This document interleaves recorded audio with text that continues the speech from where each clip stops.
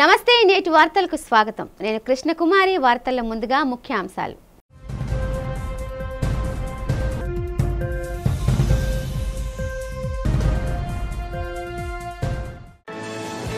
పుట్టపర్తి భగవాన్ శ్రీ సత్యసాయి బాబా శత జయంతి ఉత్సవాలలో పాల్గొన్న దేశ ప్రధాని నరేంద్ర మోదీ।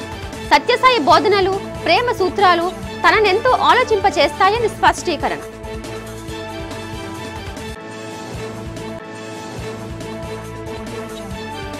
పుట్టపర్తి వేదికగా అత్యంత ఘనంగా జరిగిన సత్యసాయి శత జయంతోత్సవ వేడుకలు। విశ్వ శాంతి సర్వమానవ సంక్షేమమే సత్యసాయి బాబా మార్గమని వెల్లడించిన ముఖ్యమంత్రి చంద్రబాబు।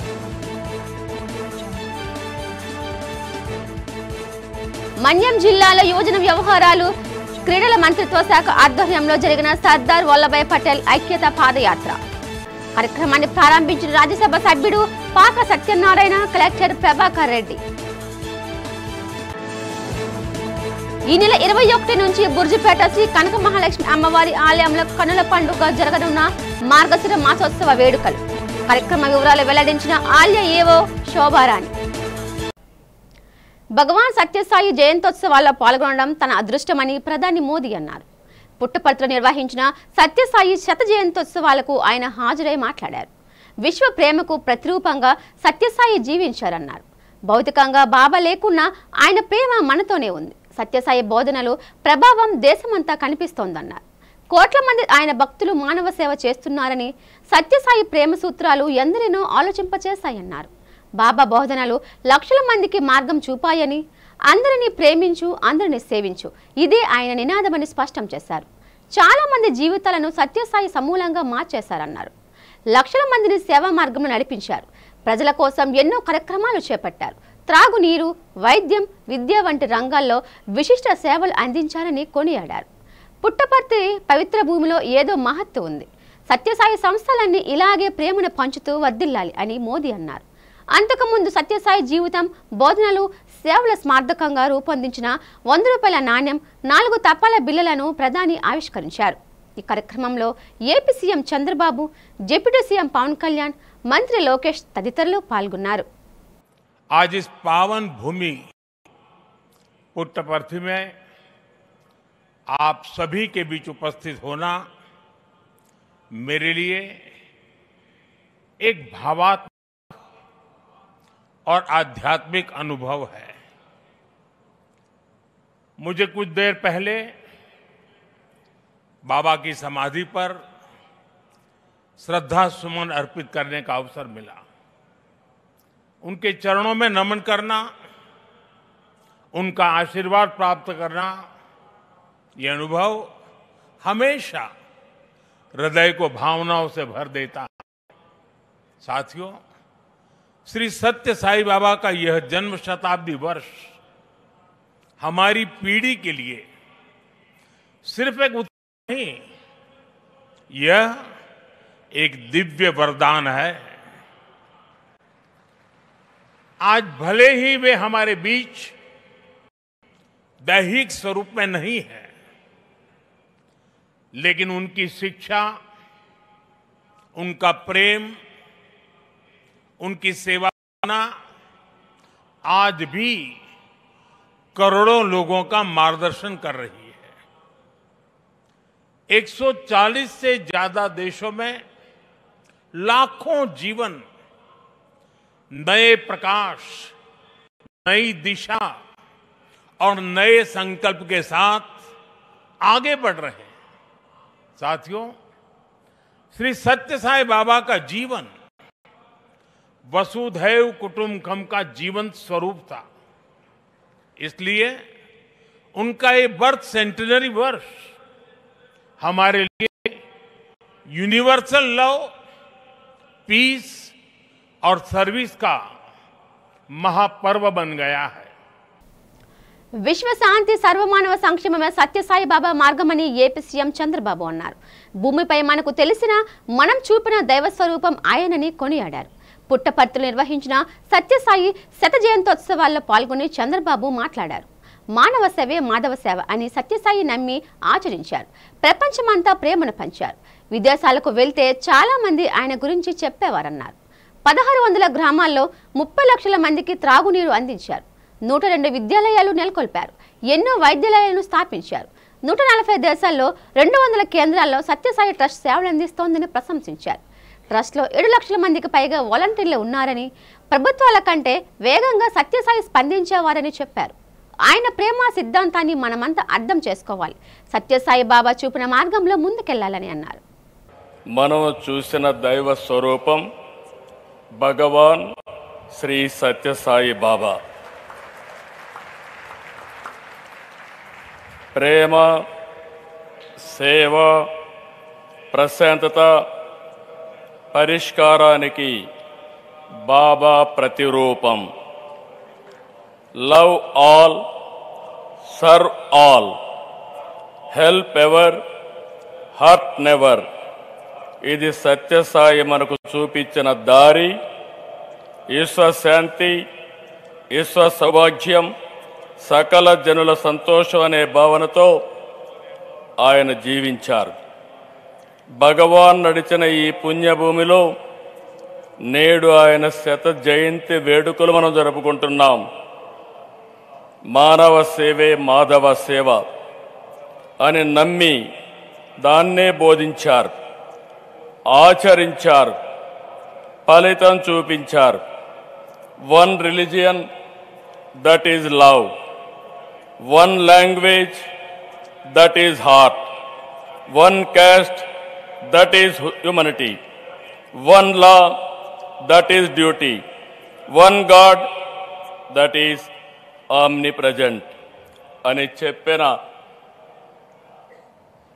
వ్యక్తి సాయిబాబా గారు. ప్రకృతి ఆధ్యాత్మికత కలగలిసిన మహాద్భుతమైన క్షేత్రం శ్రీ వరాహ లక్ష్మీ నరసింహస్వామి వారి దేవస్థానం. సింహాచలం నిత్యం భక్తజనంతో కిటకిటలాడే పవిత్ర క్షేత్రంలో స్వామివారి జన్మ నక్షత్రమైన స్వాతిని పురస్కరించుకుని ఈరోజు స్వాతి హోమం అత్యంత వైభవంగా జరిగింది. సింహగిరిపై భక్తుల హరినామస్మరణతో దేవస్థానం పులకించిపోయింది. చరిత్ర, శిల్పకళ వైభవంతో వేల ఏళ్లుగా విరాజిల్లుతున్న ఈ దివ్యధామంలో జరిగిన ఈ ఉత్సవం భక్తులకు ఒక విశిష్టమైన ప్రత్యేకత, అనుభూతిని అందించింది. కన్నుల పండుగగా స్వాతి హోమం స్వామివారి జన్మ నక్షత్రమైన స్వాతిని పురస్కరించుకొని జరిగిన ఈ హోమ మహోత్సవంలో ప్రత్యక్షంగా పరోక్షంగా పాల్గొని సింహాద్రినాథుని కృపకు పాత్రులయ్యారు భక్తులు. ఆలయ అర్చకులు తెల్లవారుజామునే ప్రభాత్ ఆరాధనలు పూర్తి చేశారు. ఆలయ ఉత్తర రాజగోపురం కళ్యాణ మండపంలో ఏర్పాటు చేసిన ఆస్థాన మండపంలోని శ్రీ సుదర్శన స్వామి, గోవిందరాజస్వామి వారిని స్వర్ణాభరణాలతో ఆశీర్వదన చేశారు. ఆలయ ప్రధాన అర్చకులు శ్రీనివాసాచార్యుల ఆధ్వర్యంలో ఆలయ అర్చక స్వాములు కలశాధారణ, మండప బింబారాధనలు పూర్తి చేశారు. వేద మంత్రాలు, మృదుమధుర మంగళ వాయిద్యాల నడుమ అగ్ని ప్రతిష్టాపన, పంచ సూక్తాలు, నరసింహ దర్శన మూల మంత్రాలు ఆవాహనం గావించారు. భక్తుల భాగస్వామ్యం, భక్తులచే శ్రీ నరసింహస్వామి అష్టోత్తర శతనామావళి పూజలు చేయించారు. తీర్థ ప్రోక్షణం, మహాపూర్ణాహుతి అనంతరం కలశంతో ఆలయ ప్రదక్షిణం గావించి భక్తులకు పవిత్ర జలాలను ప్రోక్షణ గావించారు. భక్తులకు వేద పండితులు ఆశీర్వాదం అందచేసి యజ్ఞప్రసాద వితరణ జరిగింది. మహిళలు స్థిరమైన అభివృద్ధి లక్ష్యాలపై పురోగతి సాధించాలని రాష్ట్ర మహిళా commission chairman doctor Rayapati Sailaja పేర్కొన్నారు. మంగళవారం మధ్యాహ్నం ఆంధ్ర యూనివర్సిటీ బాస్కెట్బాల్ కోర్ట్ ప్రక్కన గల శ్రీ రామినేని కోదండరామయ్య సెమినార్ హాల్ నందు Durgabai Deshmukh women centre for studies ఆధ్వర్యంలో మహిళల భద్రతను నిలబెట్టడం, విశాఖపట్నం విజయానికి బెంచ్ మార్కింగ్, భవిష్యత్తు నిర్ధారించే అంశాలపై సెమినార్ నిర్వహించారు. ముందుగా జ్యోతి ప్రజ్వలన చేసి కార్యక్రమాన్ని ప్రారంభించారు.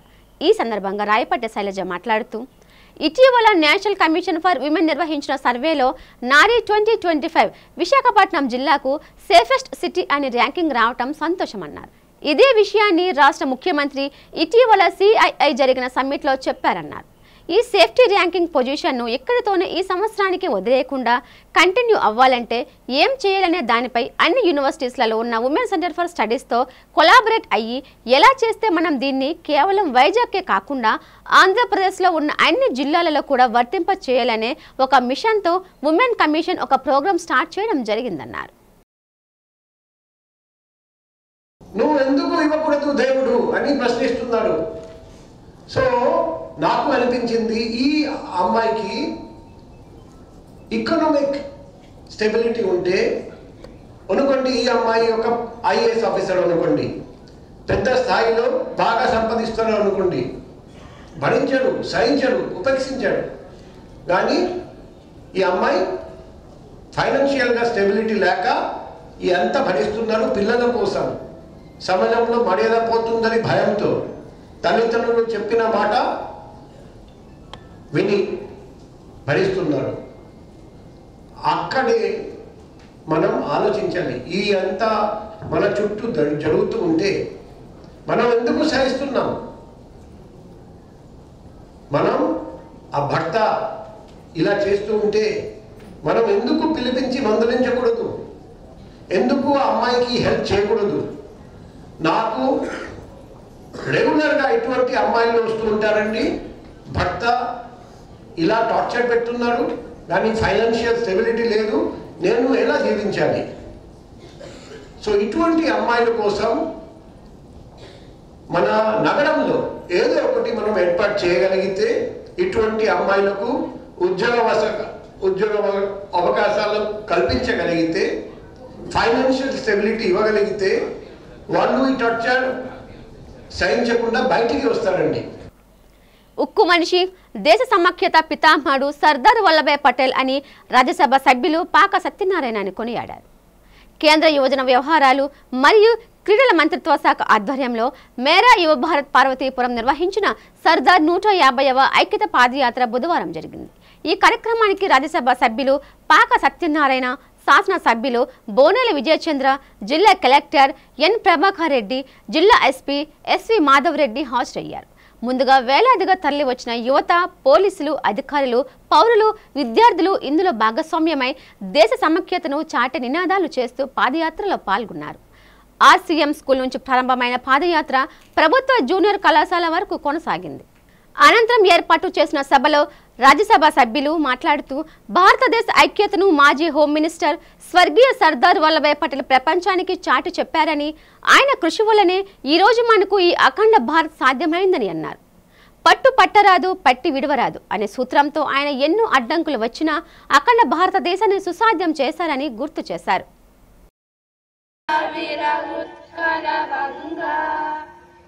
చేయబడిన వస్తువులను ధైర్యానికి రూపం, దేశభక్తికి ప్రతీక, శ్రీశక్తికి శిరోమణం అయిన ఝాన్సీ లక్ష్మీబాయి జయంతి వేడుకలు ఏబీవీపీ ఆధ్వర్యంలో ఘనంగా నిర్వహిస్తున్నట్లు ABVP national executive member Jeevan తెలిపారు. ఈ సందర్భంగా జీవీఎంసీ పరిసర ప్రాంతాల్లో ర్యాలీ నిర్వహించి అనంతరం మీడియాతో మాట్లాడారు. ఈరోజు అందరికీ కూడా తెలుసు, ఈరోజు ధైర్యానికి రూపం, దేశభక్తికి ప్రతీక, ఈరోజు శ్రీ శక్తికి శిరోగమైనటువంటి ఝాన్సీ లక్ష్మీబాయి జయంతి. ఈరోజు స్వాతంత్ర ఉద్యమానికి పునాది వేసింది కూడా వీరనారి ఝాన్సీ లక్ష్మీబాయి అని చెప్పి తెలియజేస్తున్నాం.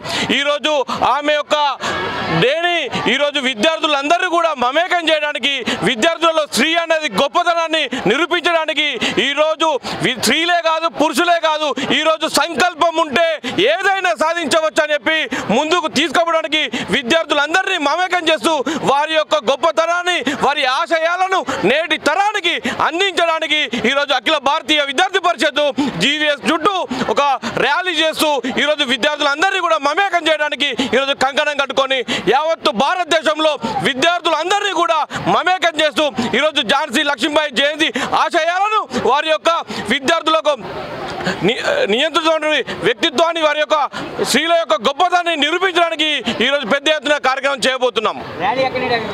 ఈరోజు ఇక్కడ నుండి ఈరోజు జీవీఎంసీ చుట్టూ ఈరోజు ర్యాలీ చేయబోతున్నాము. పెదవాల్తేరు శ్రీ కాశీ విశ్వేశ్వర స్వామి ఆలయంలో కార్తీక మాసం ముగింపు సందర్భంగా భారీ అన్న సమారాధన విస్తరణ కార్యక్రమం చేపట్టారు. ఈ కార్యక్రమానికి ముఖ్య అతిథిగా స్థానిక ఎమ్మెల్యే వెలగపూడి రామకృష్ణ బాబు కుమారుడు ప్రతాపరుద్ర పాల్గొని ముందుగా కాశీ విశ్వేశ్వర స్వామిని దర్శించుకున్నారు. ఈ సందర్భంగా ప్రతాపరుద్రను ఆలయ కమిటీ ప్రతినిధులు ఆలయ మర్యాదలతో స్వాగతం పలికారు. అనంతరం ప్రత్యేక పూజలు నిర్వహించారు. ఈ సందర్భంగా ఆయన అన్న సమారాధన కార్యక్రమాన్ని ప్రారంభించి భక్తులకు అన్నప్రసాదాన్ని అందజేశారు. అనంతరం ఆయన మాట్లాడుతూ ఆలయ కమిటీ సభ్యులను అభినందించారు. ప్రతి ఏటా కార్తీక మాసంలో అనుదినం ప్రత్యేక పూజ నిర్వహించడంతో పాటు చివరి రోజు భారీ అన్న సమారాధన ఏర్పాటు చేయడం ప్రశంసనీయమని కొనియాడారు. ప్రతి ఒక్కరూ ఆధ్యాత్మిక చింతనతో మనసుని ఇముడీకరించుకున్న నాడు చక్కని జీవితాన్ని కొనసాగించగలుగుతారన్నారు. అనంతరం ఆలయ కమిటీ ప్రతినిధులు మాట్లాడుతూ కార్యక్రమం వివరాలు తెలిపారు. ఈ కార్యక్రమంలో ఆలయ చైర్మన్ జ్యోతి, టీడీపీ నాయకులు కాళ్ళ శంకర్, ఆలయ అర్చకులు కాళీ ప్రసాద్, కమిటీ సభ్యులు చిన్నప్పారావు, వేణు తదితరులు పాల్గొన్నారు. ఈరోజు కార్తీక మాసం సందర్భంగా పెద్దవాళ్ళతీరులో ఏర్పాటు చేసిన అన్నదాన కార్యక్రమానికి కాళీ శంకర్ గారితో పాటు కలిసి భక్తులందరికీ స్వాములకి భవానీలకి వడ్డించే కార్యక్రమంలో పాల్గొంటూ చాలా ఆనందంగా అనిపించింది. ఈ గుడి కట్టి 68లో కట్టామండి. అప్పటి నుండి భక్తులందరూ చాలా బాగా గుడికి వస్తారు. పెద్దవాళ్ళ టేరు, చిన్నవాళ్ళ టేరు, అపార్ట్మెంట్ వాళ్ళు మొత్తం ఏరియా అంతా కూడా ఈ గుడికే వస్తారండి. చాలా ప్రీతి అయిన గుడి అని చెప్పేసి అందరూ భక్తులకి కోరికలు తీరుస్తారు. 68 సంవత్సరాన్ని ఇది స్థాపించాము. ప్రతి సంవత్సరం కూడా అన్నదానం పెడతాం. కార్తీక మాసంలో నెల రోజులు అభిషేకాలు, పూజలు చేస్తామండి. ఆకాశదీపం ఇవన్నీ పెడుతుంటాం. మరి అందరూ సహకరిస్తారండి. ప్రజలందరూ సహకరిస్తారు. అన్ని ఊళ్ళో వాళ్ళు పెందుర్తి నుండి కూడా గుడికి నెల రోజులు వస్తారు. అందరూ కూడా దేవుడు అంటే చాలా ఇష్టం. కుమారస్వామి ఈరోజు అన్నదానం ప్రతి సంవత్సరం మేము అన్నదానం పెడతామండి. అలాగే ఈసారి అన్నదానం ఈరోజు కూడా మేము పెడుతున్నాం. ఈ సంవత్సరం కూడా కార్తీక మాస సందర్భంగా శ్రీ కాశీ విశ్వేశ్వర ఆలయంలో జ్యోతి గారి ఆలయంలో ఈ అన్నదాన కార్యక్రమం జరుగుతుంది. ఈ 17వ వార్డులో ఉన్న ఈ ఆలయానికి చాలా ఒక ప్రత్యేకత ఉన్నది. ఈ ఆలయంలో దర్శనం చేసుకున్న వాళ్ళందరూ కూడా సంతోషంగా సౌభాగ్యాలతో ఉంటారు. వారికి ఆ శివుడు ఆశీస్సులు ఉండాలని ఈ వచ్చిన భక్తులందరూ కూడా ఒక 5,000 మందికి అన్నప్రసన్న పెట్టడం జరుగుతుంది. అందరూ భక్తులందరూ కూడా ఈ అన్నప్రసన్న తీసుకొని వెళ్తారని చెప్పి మీ ద్వారా తెలియజేసుకుంటున్నాను. ఆంధ్రప్రదేశ్ మత్స్యకాల అభివృద్ధి సంక్షేమ సేవా సంఘం ఆధ్వర్యంలో ప్రపంచ మత్స్యకాల దినోత్సవం ఘనంగా నిర్వహించనున్నట్లు సంఘం రాష్ట్ర నాయకుడు అల్లిపిల్లి ఎల్లాజీ తెలిపారు. ఈ సందర్భంగా బీచ్ రోడ్లో ఆయన మీడియాతో మాట్లాడారు. ప్రతి ఏటా మాదిరిగానే ఈ సంవత్సరం ప్రపంచ మత్స్యకాల దినోత్సవం ఈ నెల 20 అండ్ 21న బీచ్ రోడ్లో జరుపుకుంటున్నామన్నారు. ఈ కార్యక్రమానికి ముఖ్య అతిథులుగా నగర మేయర్ పీలా శ్రీనివాస్, స్థానిక ఎమ్మెల్యే వంశకృష్ణ శ్రీనివాస్తో పాటు మత్స్యకార నేత, మాజీ ఎమ్మెల్యే వాసుపల్లి గణేష్ కుమార్, కోలా గురువులు, ఇతర ప్రముఖులు పాల్గొంటారని తెలిపారు. ఈ సందర్భంగా సాహిత్య సంస్కృతి కార్యక్రమాలైన ఆంధ్ర కవాలి పోటీ, మహిళా మురళి, కోలాటం, రేలారేరేల కార్యక్రమం, సాముగరిడ, తప్పెడగుళ్ళు నిర్వహించడం జరుగుతుందన్నారు. అనంతరం కొన్ని వేల మంది పేద ప్రజలకు, మత్స్యకారులకు భోజనాలు పెట్టి బట్టలు పంపిణీ చేస్తామని చెప్పారు. ఈ సందర్భంగా తమ జాతికి చిరకాల కోరికగా మిగిలిపోయిన ఎస్టీ జాబితాలో మత్స్యకాలను చేర్చే ప్రతిపాదనపై చర్చించి తమ కులానికి ఎస్టీలో చేర్చే ప్రక్రియలో ప్రజాప్రతినిధుల సహాయం తీసుకుంటున్నామన్నారు. ఈ కార్యక్రమంలో మత్స్యకార జాతీయులందరూ పాల్గొని కార్యక్రమం విజయవంతం చేయాలని కోరారు. మరి మా సముద్రం వైపు మరి మెడిసిన్ కంపెనీలకి, మందుల కంపెనీలకి పర్మిషన్ ఇచ్చి, లైసెన్స్ ఇచ్చి, మరి మెడిసిన్ కంపెనీలు అయితే కట్టించుకొని మా సముద్రం కాలుష్యం అయిపోయి మేము మత్స్య సంపద కోల్పోతున్నామండి. అలాగే మా సీ బెల్ట్లో మా మత్స్యకారులకు ఉన్న భూములు కూడా మరి ప్రభుత్వం ఆదేశాల మేరకి మరి రాజకీయ నాయకులు అవ్వచ్చు, ప్రభుత్వం అవ్వచ్చు, మా భూములు కూడా తీసుకుంటున్నారు కూడా. మరి మేము సముద్రం కూడా పాడైపోయి యువతల మా భూములు కూడా తీసుకొని మరి మేమేమవ్వాలి? అంచేతనేంటంటే మాకు కొన్ని దశాబ్దాలుగా ఎస్టీ జాబితాలో చేర్చాలని చెప్పేసి మేము పోరాటం చేస్తున్నాం. మరి అప్పటి నుండి కూడా డాక్టర్ వైఎస్ రాజశేఖర రెడ్డి గారు 2004లో సీఎం అవ్వడం అయితే తప్పనిసరిగా మీ మత్స్యకారుల్ని ఎస్టీ జాబితాలో చేర్పించి సెంట్రల్ గవర్నమెంట్తో మాట్లాడి ఎస్టీ జాబితాలో చేర్పించుతానని ఆయన మాట ఇచ్చారు. మరి ఆయన మరణానంతరం మరి ఇంకెవరు కూడా మమ్మల్ని ఏ గవర్నమెంట్ వచ్చినా సరే మమ్మల్ని పట్టించుకోవడం లేదండి. మరి మన దేశంలో చాలా రాష్ట్రాల్లో మా మత్స్యకారుల్ని ఎస్టీ జాబితాలో చేర్పించారండి. మరి అలాగే మరి మన ఆంధ్రప్రదేశ్కి రాబోసరికి మాకెందుకు ఆ రూల్ వర్తించదని మా తాలూకా ముందున్న ప్రశ్న అండి. మరి సెంట్రల్ గవర్నమెంట్ కానీ ఇవతల స్టేట్ గవర్నమెంట్ కానీ మరి రెండు ఒకటయ్యి మా మత్స్యకారుల్ని ఎస్టీ జాబితాలో చేర్పించాలని మా తాలూకా ఫస్ట్ డిమాండ్ అండి. రెండో డిమాండు మరి మెడిసిన్ కంపెనీలకి లైసెన్స్ ఇచ్చి మా మత్స్య సంపద కోల్పోతున్నామండి. మరి దాన్ని కూడా అరికట్టాలని మీ ద్వారాగా ప్రభుత్వాన్ని కోరుకుంటున్నాం. అలాగే మరి ఇప్పుడు ఆయిల్ సబ్సిడీ బోట్లు తిప్పి కనీసం 100 బోట్లకి ఒక 25 బోట్లు కూడా తిరగట్లేదు సార్. మరి ఎందుకంటే ఆయిల్ కొట్టించుకోలేక అవతల ఆర్థికంగా పరిస్థితులు మత్స్య సంపద లేక బోట్లు అమ్ముకున్నా కొని వాళ్ళ పరిస్థితి లేదండి. మరి 9 రూపాయలు డీజిల్ సబ్సిడీ ఇస్తున్నారు. ఆ 9 రూపాయలు 20 రూపాయలు చేసి సబ్సిడీ ఇవ్వాలని బోటు ఓనర్లకి ఇవ్వాలని చెప్పేసి ప్రభుత్వాన్ని మీ ద్వారాగా డిమాండ్ చేస్తారు. మార్గశిర మాసోత్సవాలను విజయవంతంగా నిర్వహించేందుకు అన్ని విభాగాల అధికారులు సన్నద్ధం కావాలని, పనులను నిర్ణీత సమయానికి పూర్తి చేయాలని అధికారులను జిల్లా కలెక్టర్ ఎంఎన్ హరేంద్ర ప్రసాద్ ఆదేశించారు. భక్తులకు ప్రశాంతత వాతావరణంలో దర్శనాలు కల్పించాలని, నాణ్యమైన అన్నప్రసాదం అందించాలని హితవు పలికారు. మార్గశిర మాసోత్సవ ఏర్పాట్లను ఆయన పరిశీలించి అక్కడ పరిస్థితులను గమనించారు. ధర్మ దర్శనం క్యూలైన్లతో పాటు ఇతర క్యూలైన్లను భక్తుల తాకిడికి అనుగుణంగా ఏర్పాట్లు ఉన్నాయా లేదా అనే అంశాలపై క్షుణ్ణంగా పరిశీలించారు.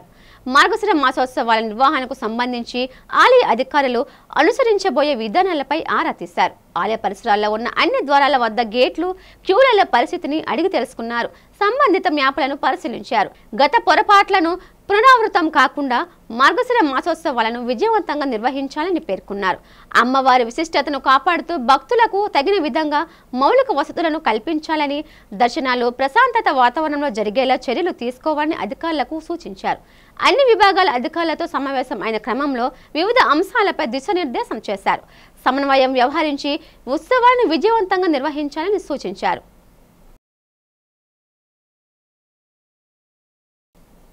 మాతృభాష రక్షణ కోసం జీవీఎంసీ గాంధీ విగ్రహం వద్ద కొనసాగుతున్న టిట్టిబ సత్యాగ్రహం 10వ రోజుకు చేరుకుంది. తెలుగుదండు పిలుపు మేరకు పలువురు కవులు, కళాకారులు, భాషాభిమానులు దీక్షలో పాల్గొని మాతృభాష ప్రతిజ్ఞ చేశారు.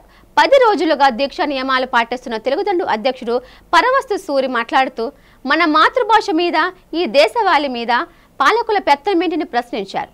ప్రైవేటు పాఠశాలల సంక్షేమం కోసం ఇంకెంతకాలం తెలుగు భాషను, తెలుగు జాతిని పణంగా పెడతారన్నారు. ఈ దిక్కుమాలిన పాలకులు కుళ్ళు రాజకీయాలకు అంతం లేదా అంటూ కూటమి ప్రభుత్వాన్ని నిలదీశారు. ఈ సందర్భంగా దీక్షా వేదికను మద్దతుగా విశాఖ గాయని గాయకుల సంఘ సభ్యులు పాల్గొని తెలుగు పాటలతో తెలుగు తల్లికి నీరాజనాలు సమర్పించారు. ఈ కార్యక్రమంలో తిరుపతి రాజమన్నార్, డాక్టర్ కొచ్చర్లకోట్ల ఆచార్య సూర్యప్పడు, ఆడప రామకృష్ణ, చేబియ్యం రవిమోహన్, ఏలూరి లక్ష్మి, బాదం మణికుమార్ తదితరులు పాల్గొన్నారు. ప్రభుత్వాన్ని ముఖ్యంగా మనం 3 విన్నపాలు ఈ వేదిక నుండి చేస్తున్నాం, సవినయంగా చేస్తున్నాం. 1, అధికార భాషా సంఘాన్ని యుద్ధ ప్రాతిపదికన ఏర్పాటు చేయాలి. మన తెలుగు గడ్డ మీద అది ప్రభుత్వ బడైనా, పైసల బడైనా ప్రాథమిక విద్యా బోధన మాతృభాష మన తెలుగు భాషలోనే జరగాలి. 3వది, గత ప్రభుత్వము మాతృభాషే న్యాయమంటూ మన హైకోర్టు ఇచ్చిన తీర్పును సుప్రీంకోర్టులో సవాల్ చేసింది. ఆ రోజు మీరు గుడ్డ పెట్టుకొని ఏడ్చారు, అయ్యో తెలుగుకు అన్యాయం జరిగిపోతుందని. ఇప్పుడు 18 నెలలు అవుతుంది మీరు వచ్చి.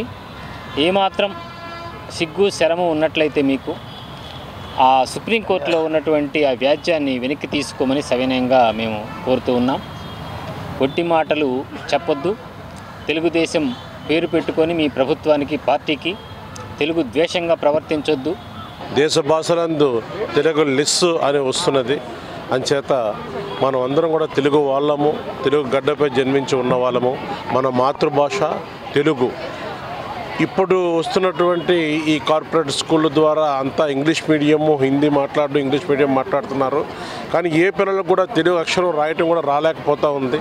దీనికి చాలా చింతించవలసిన అవసరం ఎంతైనా ఉంది. ఎందుకంటే తెలుగు భాష అనేది దేశంలోకెల్లా అతి ప్రాముఖ్యమైనటువంటి భాష మన తెలుగు భాష. అటువంటి భాషకు చిల్లులు పెట్టి ఆ భాషని ఒక రకంగా చిత్రహింస చేస్తూ ఉన్నారు. అసలు ఎక్కడ చూసినా ఇంగ్లీష్ వర్డ్స్ వాడుతూ ఉన్నారు. తెలుగులో చక్కగా అమ్మ అనవలసింది మమ్మీ అంటున్నారు, నాన్న అనవలసింది డాడీ అంటున్నారు. ఇలాంటి పరిస్థితిలో మనం చాలా పిల్లలు కూడా నేర్పించవలసింది చాలా ఉంది. మనం ఎప్పుడు కూడా తెలుగు వాళ్ళగా పుట్టాము, తెలుగు వాళ్ళగానే పోతాము. కాబట్టి ఎప్పుడు తెలుగుని మనం స్మరిస్తూ తెలుగు భాషను మర్చిపోకుండా మన భావితరాలకు కూడా మనం తెలుగు నేర్పించాలి. ఈరోజు ఇక్కడ అమ్మ భాషకు వందనం, తెలుగు భాషకు వందనం అనే ఈ కార్యక్రమానికి మా విశాఖ గాయని గాయకుల సంఘం తరపున ఉత్తరాంధ్ర ఆరాధ్య దైవం, ప్రముఖ పుణ్యక్షేత్రంగా విరాజిల్లుతున్న సింహాచలం శ్రీవరహ లక్ష్మీ నరసింహ స్వామివారి నిత్య కళ్యాణం అత్యంత వైభవంగా జరిగింది. అజిత సేవల్లో భాగంగా అర్చక స్వాములు ఉత్సవమూర్తిని గోవిందరాజస్వామిని ఉభయ దేవరులతో మండపంలో అధిష్ఠింపచేశారు. నిత్య కళ్యాణంలో పాల్గొన్న భక్తులు గోత్రనామాలతో సంకల్పం చెప్పి పాంచరాత్ర గమశాస్త్రం విధానంలో విశ్వకేన్ సారాధన పుణ్యవచనాలతో కార్యక్రమానికి శ్రీకారం చుట్టారు.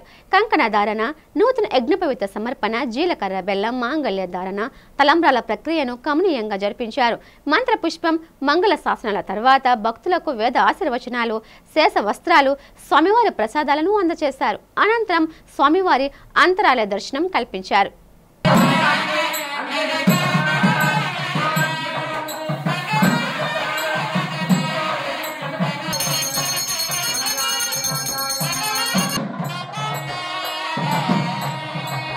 మార్గశిర మాసం ఉత్సవాలకు బుర్జుపేట కనక మహాలక్ష్మి ఆలయంలో అన్ని ఏర్పాట్లు చేసినట్లు శ్రీ కనక మహాలక్ష్మి అమ్మవారి దేవస్థానం ఈవో శోభరాణి తెలిపారు. ఈ సందర్భంగా ఏర్పాటు చేసిన మీడియా సమావేశంలో ఆమె మాట్లాడారు.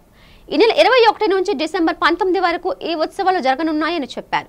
భక్తులకు ఎటువంటి ఇబ్బంది కలగకుండా సుమారు 300 మంది సిబ్బందితో సేవలు అందిస్తున్నట్లు తెలిపారు. కలెక్టర్ హరేంద్ర ప్రసాద్, ఎమ్మెల్యేలు అమ్మవారిని దర్శించి ఉత్సవ ఏర్పాట్లపై పలు సూచనలు చేశారన్నారు.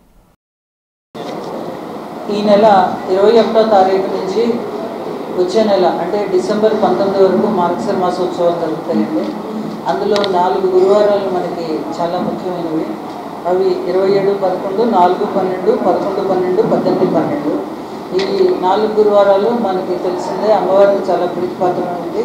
ఆ రోజుల్లో ఉత్తర రోజుల్లో కన్నా ఎక్కువగా రష్ ఉంటుంది. మనం మామూలు రోజుల కన్నా ఎక్కువగా అరేంజ్మెంట్స్ అవి చేస్తాం. ఆ తర్వాత ఒకసారి ఈవెంట్స్ చెప్పేస్తాను. నేను మీ అందరికీ నోట్ ఇచ్చాను కానీ చెప్పేస్తాను. 7, 12 ఆదివారం ఏమో అర్చక సభ, చతుర్వేద సభ జరుగుతుంది. 16, 12 నాద నీరాజనం జరుగుతుంది. ఆ తర్వాత మహా అన్నదాన ప్రసాద వితరణ ఆఖరి గురువారం 18, 12 అదే రోజు సహస్రఘటాభిషేకం జరుగుతుంది. పంచామృతాభిషేకాలు 18, 12, 25 సాయంత్రం 5 గంటల నుంచి 6 గంటల వరకు. ఆ తర్వాత రథయాత్ర 13, 12 శాంతి హోమం 20, 12 సహస్ర దీపాలంకరణ 11, 19, 12. ఇవి బ్రీఫ్గా మనకి ఈవెంట్స్ జరిగే రోజులు అనమాట. అయితే ఈసారి ప్రతి సంవత్సరానికి ఈసారికి తేడా ఏంటంటే మనం సహస్రఘటాభిషేకం 4 గంటలు తీసుకునేవాళ్ళం ఆఖరి గురువారం. ఈసారి దాన్ని గంటకి కుదించమన్నారు కలెక్టర్ గారు. ఎందుకంటే ఈ సంవత్సరం భక్తులు ఎక్కువగా వస్తారని అంచనా ఉన్న దుర్గా టెంపుల్ వాటికి బట్టి ఫ్రీ బస్సు వీటి వల్ల. అందుకని చెప్పి దర్శనం ఎక్కువ మందికి ఇవ్వాలనే ఉద్దేశంతో మనం మినిమం చేసుకోమన్నారు. ఆ క్రమంలో సహస్రఘటాభిషేకం అనేది గంటకి తగ్గించాం. మిగిలినవన్నీ మామూలే ఆ సమయాలు. బుధవారం రాత్రి 12 గంటలకి దేవాలయం తెరుస్తారు. 2:30కి భక్తులకి దర్శనం ఇస్తారు. ఈ లోపల అమ్మవారికి విశిష్ట పంచామృతాభిషేకాలు ఉంటాయి, తొలి పూజ ఉంటుంది. మళ్ళీ 11:30కి బ్రేక్ ఉంటుంది. అది కూడా మనం ప్రతి సంవత్సరం గంట తీసుకునేవాళ్ళం. ఈసారి దాన్ని అరగంటకే కుదిర్చాము. 11:30 నుంచి 12 వరకు నివేదన. ఆ అరగంట కూడా భక్తుల కోసం కేటాయించడమైంది. సాయంత్రం 5:30 నుంచి 7 వరకు పంచామృతాభిషేకాలు, నివేదన, పంచహారతులు. ఇదివరకు 2:30 గంటలు తీసుకునేవాళ్ళం. ఇప్పుడు అది కూడా 1:30కు కుదిర్చేసాము. అన్ని వీలున్నంత వరకు భక్తులకి ఎక్కువ సమయం కేటాయించాలి అనే ఉద్దేశంతో మనం ఈ టైమింగ్స్ కొంచెం మార్పు చేయటమైంది. ఇది అందరూ. వార్తలు ముగించే ముందు ముఖ్యాంశాలు మరోసారి.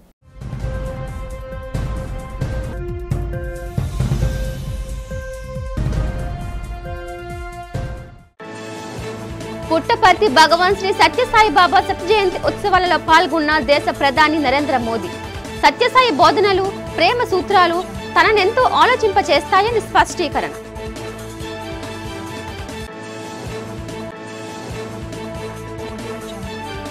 పుట్టపర్తి వేదికగా అత్యంత ఘనంగా జరిగిన సత్యసాయి సత్య జయంతోత్సవ వేడుకలు. విశ్వశాంతి, సర్వమానవ సంక్షేమమే సత్యసాయి బాబా మార్గమని వెల్లడించిన ముఖ్యమంత్రి చంద్రబాబు.